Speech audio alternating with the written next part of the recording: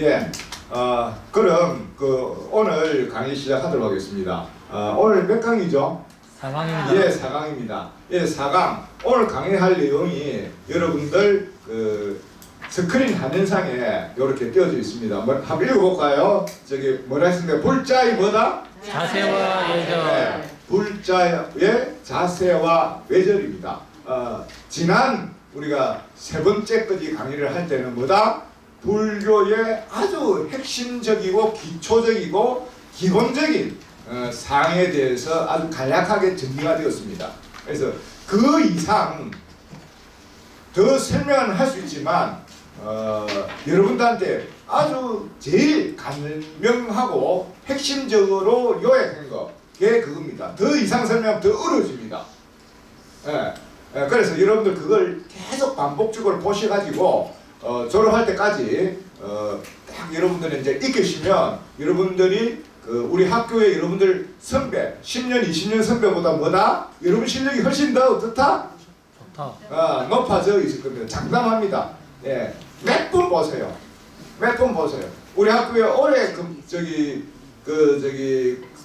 올해 전에 오셔가지고 공부를 지금까지 하고 있는 사람들보다도 여러분들 1강, 2강, 3강만 계속해서 반복해서 보고 기억하면 그런 분보다도 훨씬 더 높은 수준에 올라가 있을 거고, 그 다음 그게 중요한 게 아니고 그 다음 앞으로 여러분들이 어떤 스님의 그런 법사의 법문이나 강의를 들어도 그 법문이나 강의를 이해하는 그 폭이 확 뚫릴 겁니다. 이 기본을 안 배우고 우리 학교에 엘리트 학교도 있고 대학은 옛날 과정도 있고 또 특강 해가지고 아주 격 높은 그런 강의를 하시는 그런 강자가 마련되어 있습니다만은 그 들어봐야 다 뭐다? 여러분 귀에 안 들리고 소용이 없어요. 이 상강만 확실히 여러분들이 좀 계속해서 반복하고 익히면 그 다음부터 어떤 강좌, 어떤 강의를 들어도 여러분 부산불교교육대학의 기존의 선배들보다도 훨씬 더 이해할 수 있는 폭이 넓어지고 또 빨리 갈 수가 있습니다. 예. 그래서 꼭 그렇게 반복해서 읽어주시면 되겠고, 그 다음에 중요한 것이 또 있습니다. 오늘 하는 수업인데 그거 아무리 머릿속에 애워놓은 거 하더라도 실천 안 하고 내 걸로 안 만들면 다 그것도 소용없는 짓이거든요. 쉽게 말해서 파도 치는 해수욕장에서 모래로 아주 멋진 성을 쌓는 거랑 마찬가지라는 겁니다. 네? 파도 치는 모래밭 해수욕장에 성을 쌓은들 한번 파도가 밀려왔다 하면 무지 됩니까? 무너집니다. 흔적 없이 흩어져 버리고 사라집니다. 그래서 이제 그런 차원에서 앞으로 이제 여러분들은 이제 지금 이 시간 이후부터 차근차근 지난 2시간, 3시간은 굉장히 이렇게 급하게 달려왔다고 보면 이제 지금은 좀 풀어드릴 테니까 이번 시간부터는 이제 조는 사람들 좀 있을지 몰라요. 조는 사람 있으면 제가 매를 칠 겁니다. 자, 그래서 그렇게 이렇게 이제 약간 이 세부적이고 이제 좀 구체적으로 하나씩 이렇게 배워가는 그런 시간을 갖도록 할 것이고, 그 첫 번째가 오늘 배울 불자의 자세와 외절이라는 이야기입니다. 그런데 이 불자의 자세와 외절이 왜 그런 중요하냐? 외절이라는 것은 한마디로 딱 표현하면 내 마음의 표현이라는 겁니다.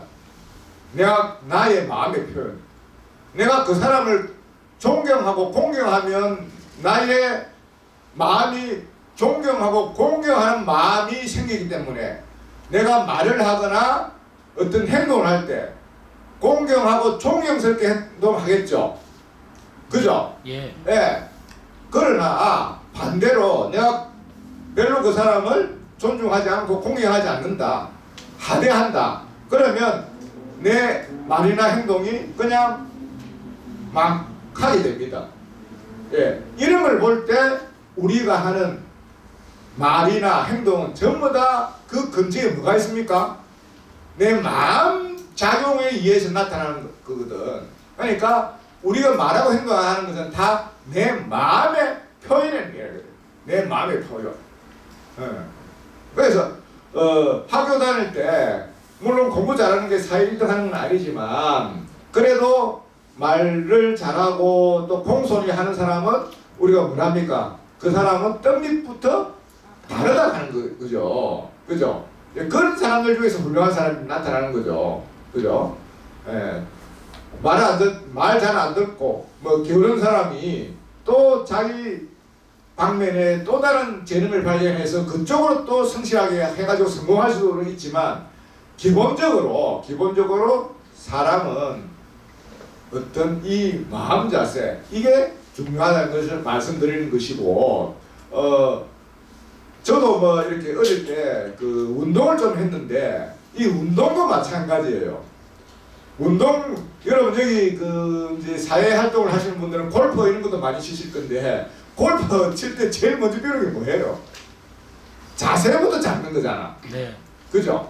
여러분 또 뭐 스키를 좋아하시는 분들 스키 타러 가면 제일 먼저 하는 게 뭡니까? 이거 이거 자세 잡는 거거든요. 네. 예, 그게 기본인 거예요. 그 자세를 잡아야만이 거기서 다른 쪽으로 더 익혀갈 수 있다는 거죠.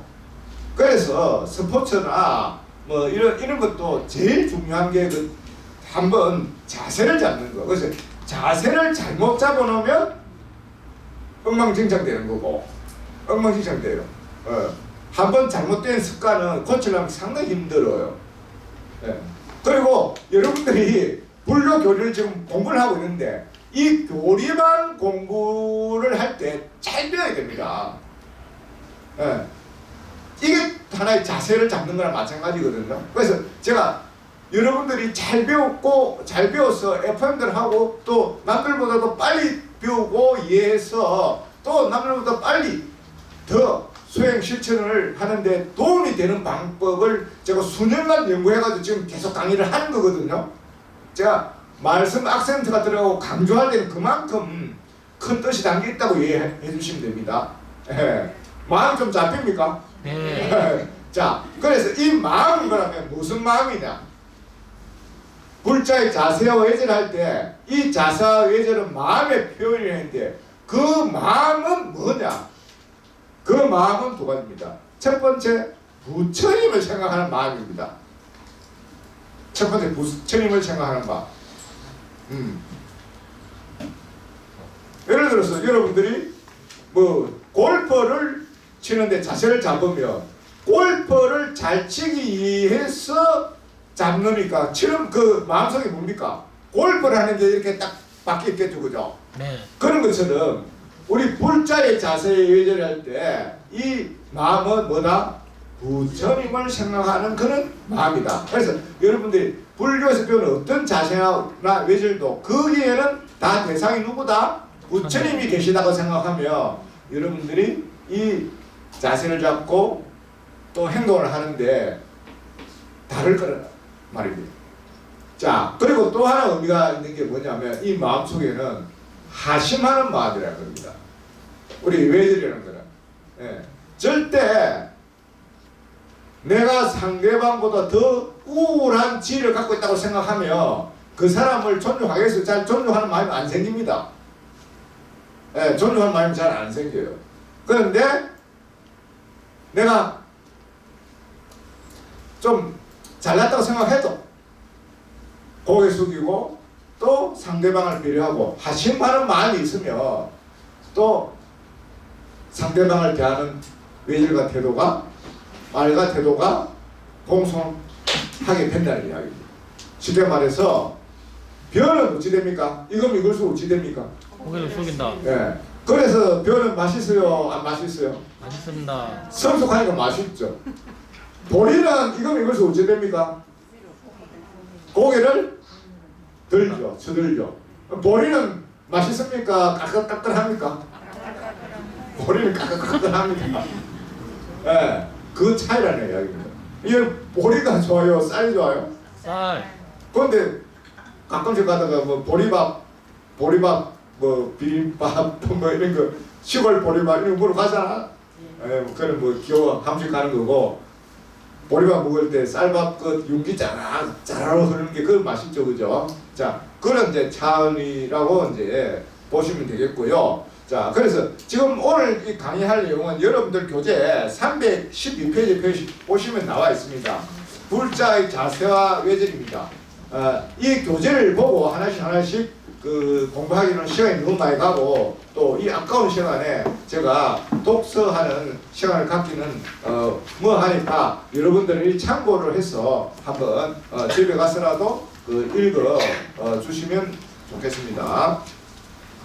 자, 화면에 저하고 같이 잡힙니까? 네. 예.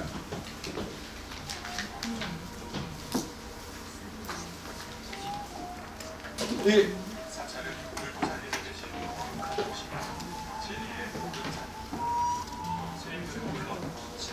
그 학교 그 사무실에 그 홍 실장 왜 여기 안 나와?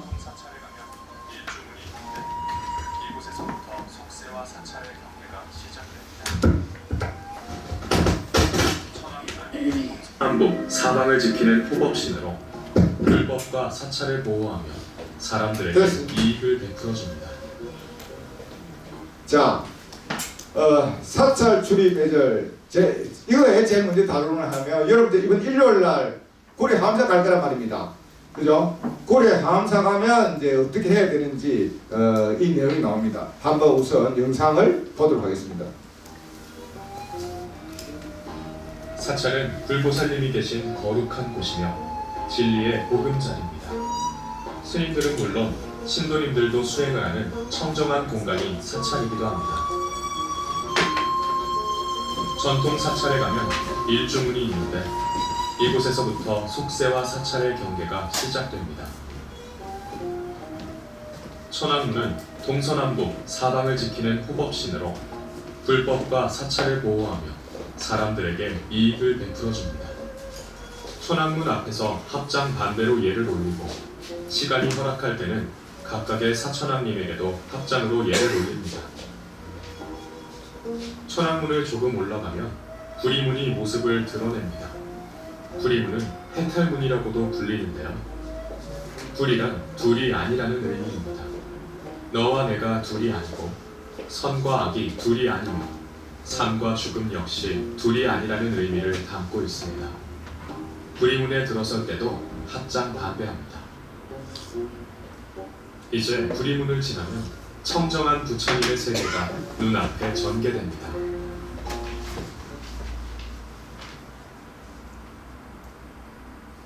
잘 보셨죠? 네. 알겠습니까? 어떻게 해야 되는지. 네. 자, 다시 한번 보겠습니다. 사찰은 불보살님이 계신 자, 거룩한 곳이며 자, 사찰은 불보살 부처님, 그리고 부처님 말고 지장보살, 간센보살 뭐 이런 보살들도 다 계시죠, 그죠? 네. 요런 그게 부처님과 보살님 합쳐가지고 뭘 한다? 불보살을 한다. 예, 이런 불보살이 모시는 그런 공간이기 때문에 성스러운 공간이라고 그러고, 이 제일 먼저 노는 게 이게 저기 일주문인데, 여러분 그 교재 다 갖고 계시죠? 교재 사실은 그 230페이지 한번 펴보실까요? 230페이지 갖고 있는 교재 230페이지. 없는 사람 몇 사람과 같이 좀 보세요. 230페이지 보셨습니까? 네.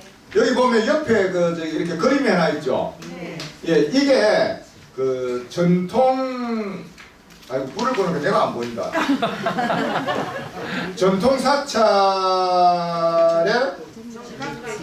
정각 배치 이렇게 돼 있죠, 그죠? 이렇게 이게 표준입니다. 전부 다 우리나라 사찰이 이렇게 된 건 아니고, 요게 우리가 오래 전부터 이렇게 우리나라에서 사찰을 지었을 때 요런 배치, 이걸 갖다 가람 사찰도 다른 말로 우리는 말로 가람이라고 부릅니다. 가람 배치, 그게 사찰의 그 정각의 그런 배치를 이제 설명한 건데, 여러분 요 제일 첫 번째가 뭐라고 되어 있습니까? 해탈교라고 되어 있죠. 아, 해탈교입니까? 예, 해탈교네요. 이거 보면 보통 보면 여러분들 사찰 가면 사찰이 산에 있는데 산에는 다 계곡 또랑이 있죠. 네. 그래서 이 또랑을 건너가도록 되어 있습니다. 또랑을 건너가도록. 또랑을 건너가도록 되어 있는데 이 또랑이에 그 다리를 하나 이렇게 만들어서 이렇게 그 또랑을 건너가도록 되어 있는데 이걸 갖다가 해탈교라 합니다. 해탈교. 자, 요 이제 이 사찰 배치에 대해서는 우리도 이제 그 우리 학교에서 별도로 이제 이 교재에도 있지만 별도의 문화학과가 있어가지고 보다 더 세밀하고 또 심도 있는 그런 그 학과가 개설되어 있습니다만은 여러분들은 이제 우선 이 아주 그 가벼운 오늘 특히나 오늘은 이렇게 시간이 많이 없기 때문에 기본적으로 알아야 할 것만 이제 설명드리도록 할 거니까 그리 아시고 그 교랑에 그 교랑을 만드는 그게 첫 번째 나옵니다. 그 또랑을 지나가는 그게 뭐다? 해탈교다. 그럼 해탈교 지나고 나면 뭐가 있습니까?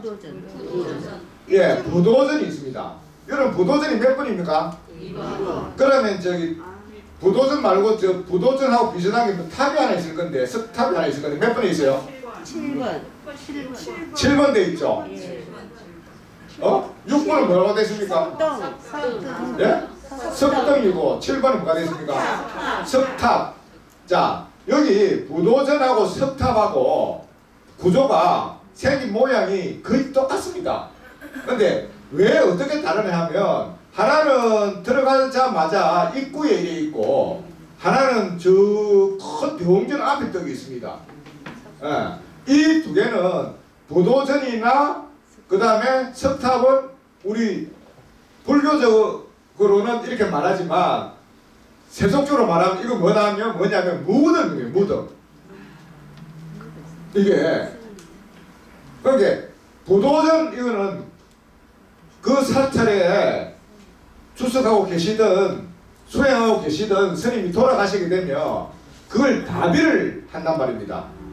예, 불교는 그 하장하고 아직 매장하는 게 아니거든요. 그 다비합니다. 다비. 그 하장한다는 이야기죠. 하장은 이렇게 그 무슨 화장터에 가면 이렇게 용광로 같은 데 넣어가지고 이제 다 태우고 뼈를 가자고 뼈만 남으면 이제 그 수습해가지고 부숴서 이렇게 유골 함속에 넣어가지고 오지 않습니까? 네. 네, 그걸 하장이라고 그러고 또 불교에서는 전통적으로 인도에서도 마찬가지지만 이런 그 저기 하장 문화가 있었는데 그걸 불교에서 뭐라 하냐면 다비라면 다비. 다비. 예, 그래서 이 다비라는 것은 옛날에 스님들이 돌아가시게 되면 이 나무 장작을 쌓아놓고 장작 위에 그냥 시신을 불태운다는 이야기입니다. 예, 요즘은 하력이 좀 용광로가 있는 게 아니고 나무 장작 위에 부처님이든 스님이든 올려놓고 이렇게 장례식을 치르는 겁니다. 그걸 다비로 합니다. 그래서 그러면은 이게 이제 뼈나 또 사리가 나옵니다. 뼈나 사리를 수습해서 그걸 함속에다가 넣어가지고 보관을 하는데 스님들의 뼈나 유골을 뭐냐면 사리라고 그래요. 사리. 예, 그는 사리탑이라는 이야기 들어봤죠? 예, 사리탑이라는 이야기를 들어봤는데 그게 바로 스님들이나 사리탑은 부처님의 유골을 그렇게 모시는 겁니다. 옛날에 부처님의 유골은 인도에 그 8개 큰 탑이 있었는데 그걸 다 이렇게 해체해가지고 우리나라까지 흘러 들어온 거예요.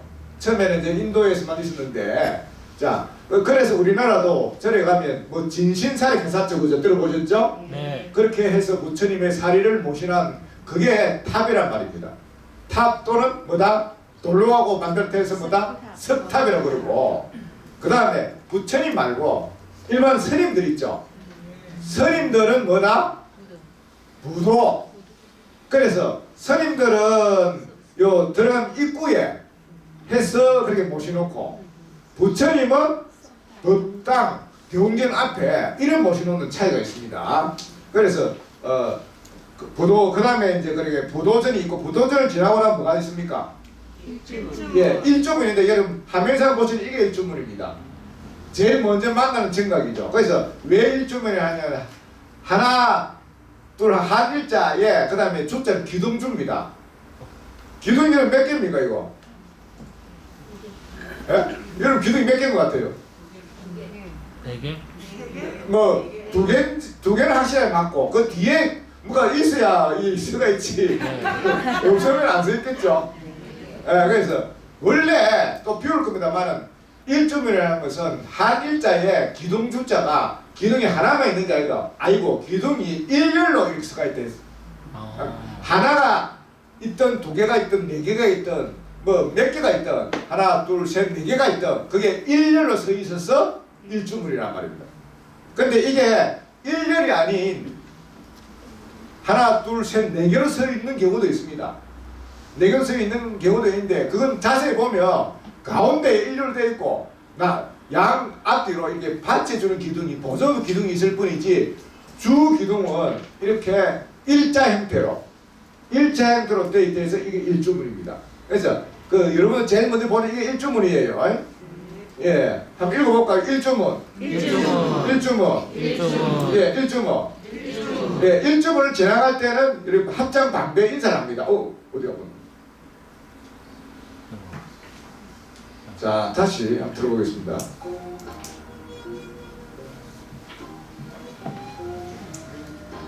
사찰은 불보살님이 계신 거룩한 곳이며 진리의 보금자리입니다.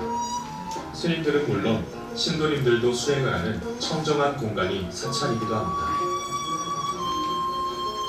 예, 일주문을 들었었습니다. 일주문 들었었을 때 뭐 어떻게 합니까? 합장 반배. 합장 반배하죠. 여러분도 이제 가시면 해탈교 지나갈 때 합장 반배하는 게 아니고 일주문 지나갈 때 다 합장 반배하고 어디 들어가야 된다?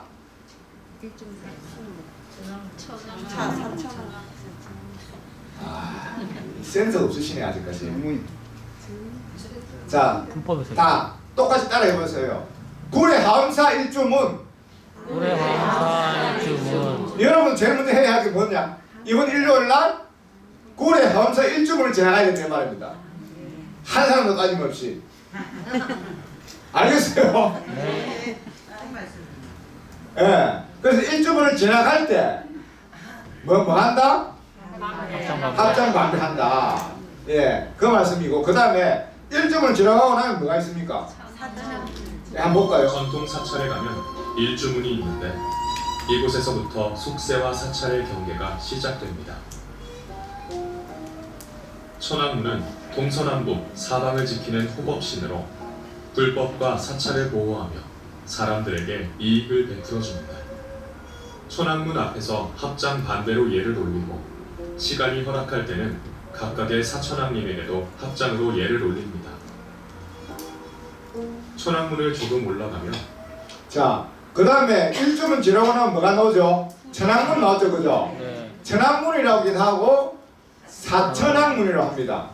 그럼 사천왕문은 뭐냐면은 보니까 천왕이 네 분이 계시죠? 네 분이 아주 험상궂은 그런 모습으로 이래 있습니다. 상당히 그 이압감을 주는데 어떤 분들은 들어가면 이압을 당해가지고 이렇게 공포를 느낀 분도 있어요. 근데 여러분들은 절대 공포를 느끼시면 안 됩니다. 왜냐? 요 천왕은 하늘에 있는 4대 천왕인데 동서남북으로 불자 그리고 부처님을 지켜주는 그런 호법 신장입니다. 예. 하늘에 동서남북에 계시면서 불자들과 부처님을 지켜주는 그런 호법 신들입니다. 신장들이라는 이야기입니다. 이 신장들이 왜 험상궂은 얼굴을 있느냐? 내 마음속에 있는 이 악기들, 나쁜 마음, 이런 사람들은 못 들어오게 그 악의 기운을 쫓아내기 위해서 뭐다? 이런 험상궂은 얼굴을 갖고 있는 거예요. 근데 여러분들이 이제 불자가 돼서 불교를 공부하니까 다 어떤 마음이 있다? 자비스러운 마음이 있다 없다? 있다. 자비스러운 마음이 있고 다 선한 마음이 있기 때문에 이런 악한 모습은 여러분 눈에 들어오겠다 안 들어오겠다? 안 들어온다. 안 들어온다. 근데 이제 구리 함사 사천왕문에 들어갈 때 한번 봐봐요.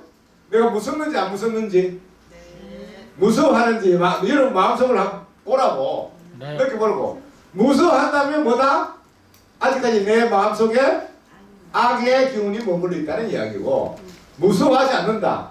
아, 이제 내가 의젓한 불자가 되었나 보다. 부처님의 그런 보호를, 부처님을 보호하는 호흡 선신들의 보호를 받는가 보다. 요런 생각하시면 됩니다. 네. 예. 그 다음, 이제, 자꾸, 자, 전통 사찰에 가면 다시 한번 보세요. 일주문이 있는데 이곳에서부터 속세와 사찰의 경계가 시작됩니다. 천왕문은 동서남북 사방을 지키는 호법신으로 불법과 사찰을 보호하며 사람들에게 이익을 베풀어줍니다. 천왕문 앞에서 합장 반배로 예를 올리고 시간이 허락할 때는 각각의 사천왕님에게도 합장으로 예를 올립니다. 자, 아까 일주문 지날 때 합장 반배 전함했죠? 네. 그 다음에 이 천왕문 지날 때도 어떻게 합니까? 합장 반배. 합장 반배 한다. 그죠? 그런데 시간이 많으면 이 네 분한테 다 해도 된다. 안 그러면 일주문 지날 때처럼 입구에서 하면 된다. 예, 그래서 이분들이 동서남북으로 있는데 이름이 다 있는데 다음 시간에 또 시간 있으면 말씀드리겠습니다. 이제 이렇게 전통 사찰을 가면 이 동서남북 방향이 있습니다. 해가 뜨는 쪽이 뭡니까? 동쪽. 동쪽입니다, 그죠? 근데 법 사찰은 해가 뜨는 게 동쪽이 아니고 해가 뜨는 게 동쪽이 아니고 본당, 지금 말해서 병전이 있는 쪽이 뭐다? 북쪽이라고 보면 됩니다. 예, 북두칠성이라고 아시죠? 네. 북두칠성 그 자리에 변함없이 그대로 있죠? 네. 그죠? 북극성. 네. 북극성이 딱 변함없이 그대로 있잖아요, 그죠? 맞습니까? 틀립니까? 맞습니다. 예. 북극성의 역할을 하는 것처럼 부처님의 계신 그런 법당이 뭐다? 북쪽을 상징하면 됩니다. 북쪽. 그러면 정면이 북쪽이라는 이야기죠. 북쪽. 그러면 요런 경우 우리가 이제 예를 들어서 여기 통로다. 이렇게 여기 통로다. 이 통로다. 그럼 여기에 부처님 계시다. 그러면 여기 북쪽이 어디겠습니까? 손에 계시. 이 통로인데 여기 북쪽인데 요 사대 천왕이 네 분 동서남북으로 계신다 하는데 어디 계시겠노? 안쪽 오른쪽이 북쪽이라고 보면 됩니다. 요 오른쪽이 북쪽이고 요는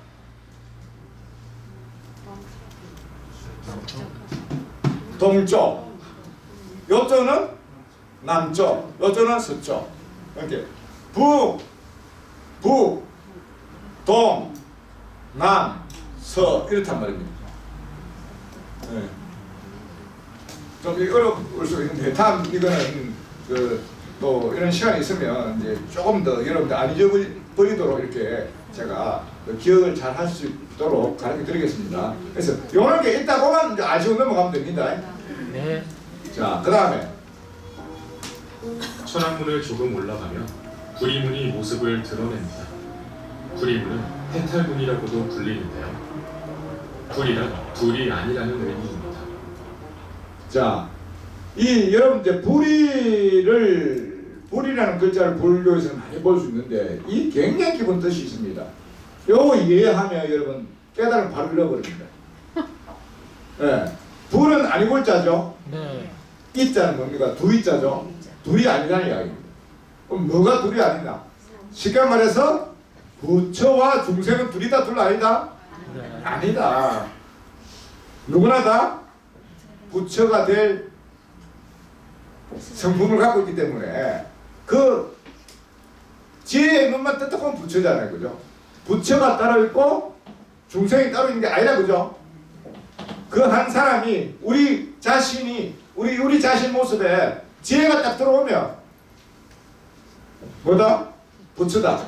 예, 이거 첫 시간, 두 시간, 셋째 시간 쭉 또 설명했다, 그죠? 예. 지금 설명하면 시간 가는 게 안 된다, 그죠? 예. 부처와 중생이 둘이 아니다. 또 너와 나가 둘이 아니다. 너와 나 이건 뭡니까? 무아사상. 이거 좀 더 설명을 해야 됩니다. 제법 무아도 좀 설명하는 거고. 그다음 또 이런 쉽게 설명한 거. 요 컵하고 저기 목탁하고 인연이 있다 없다? 있다. 그것도 결국은 그런 의미에서 보면 컵과 목탁은 또 둘이 아니다. 나와 너가 우리는 다르다고 생각하지만 결국 둘이 아닌 이치를 여러분들이 터득하시게 되면 바로 깨달음을 이룹니다. 둘이 아닙니다. 근데 우리는 못 느끼고 있어요. 예?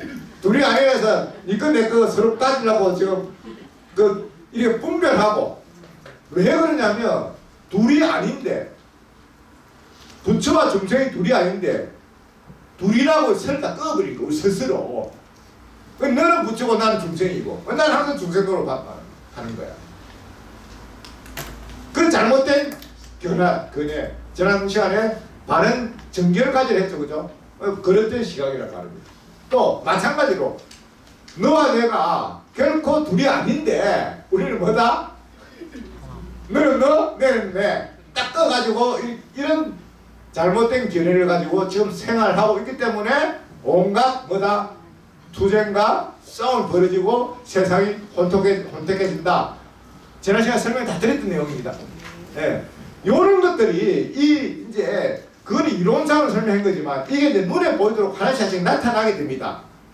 여러분들이 기초교리를 이제 공부를 하다 보면 이런 어떤 차이입니다. 그래서 결국은 이 둘이 아닌 부림을 지나는 순간 뭐가 되노? 부처가 된다는 이야기입니다. 이 불이라는 너와 내가 둘이라는 경계를 끊고 있는 동안에는 중생 노릇이고 중생 노릇이고 요게 경계가 허물어지면 뭐다?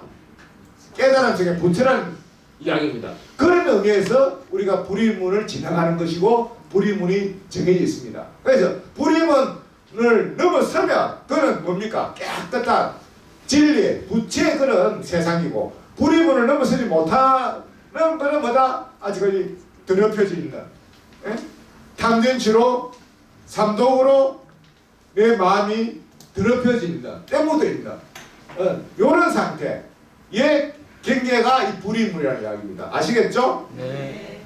불의문을 지나갈 때 여러분 어떤 마음 가져야 되겠어요? 나는 부처 됐다.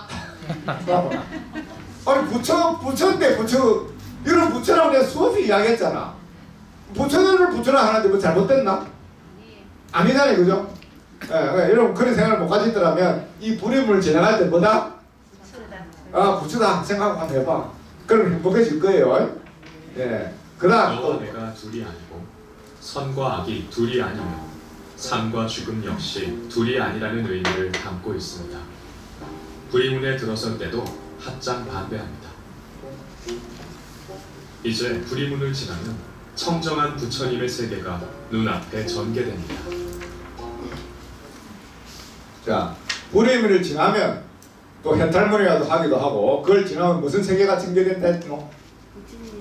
청정한 부처님의 세계. 그게 바로 깨달음의 세계라는 이야기입니다.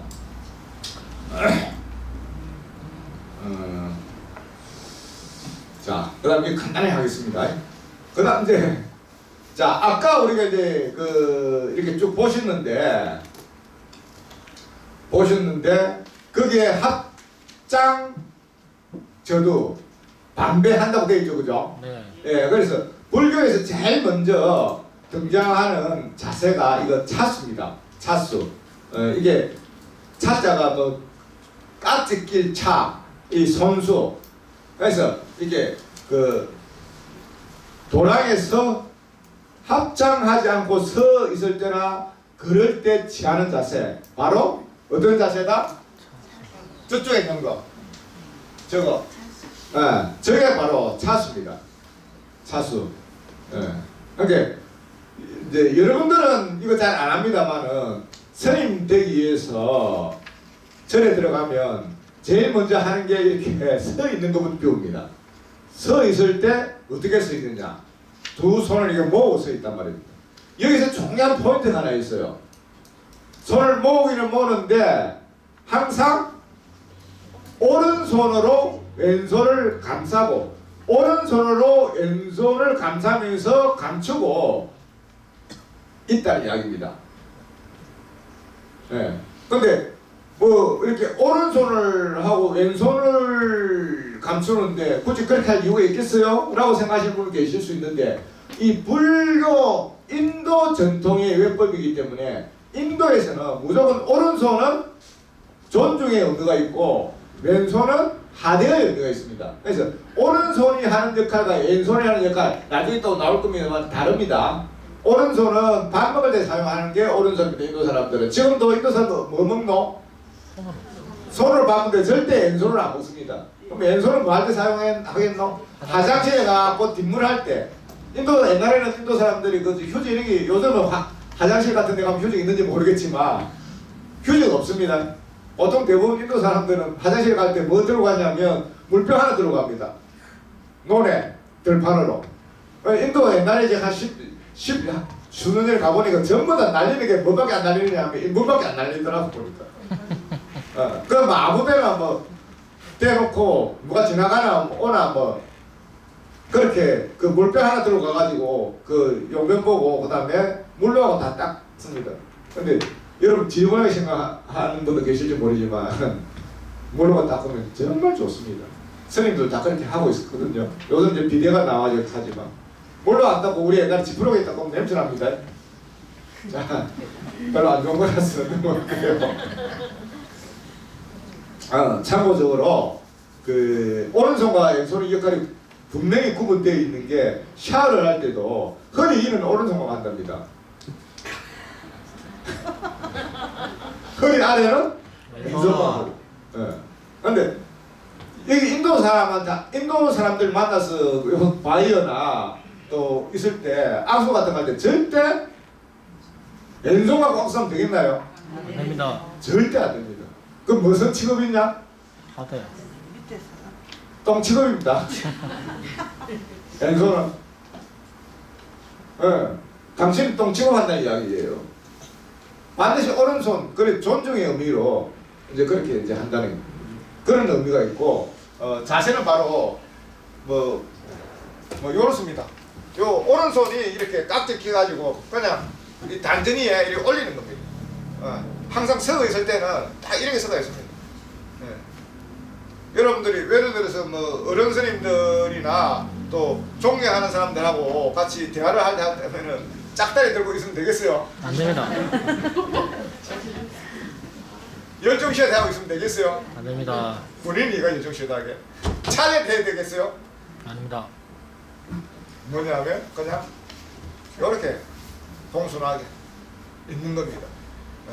혹시 앉지 않고 서 있을 때 뭐 스님 이야기를 한다든지 이제 어른 스님 만날 때 그냥 서가 있을 때는 요렇게 해가지고 오른손으로 왼손을 감싸가지고 이렇게 단전히 이렇게 딱 단장하게 요런 식으로 올려가 있는 겁니다.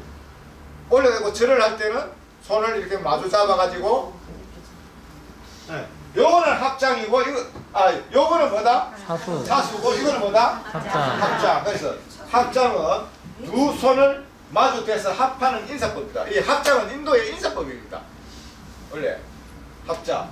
근데 여러분 바쁘다고 물건을 들고 가다가 스님 만나서 인사한다고 치면 이거 이렇게 해야 되는데 물건을 들고 있으니까 어떻게 해야 되노? 이걸 하겠죠? 이거 뭐 소림 타서 왔나?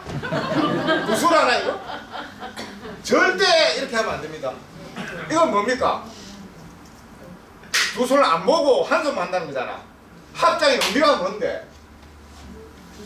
두 손을 마주대서 합하는데 이 두 손을 마주대는 것은 내 온 마음을 합친다는 겁니다. 마음을 안 합치고 하나만 하고 니한테 인사하겠다? 안 하는 게 낫지. 그죠? 네. 절대 물건을 들어가면 그냥 고개만 숙이든지 놓고 정중하게 합장 인사를 하든지 이렇게 해야 되는데 요것만 절대 이건 금물이라는 이야기입니다. 예.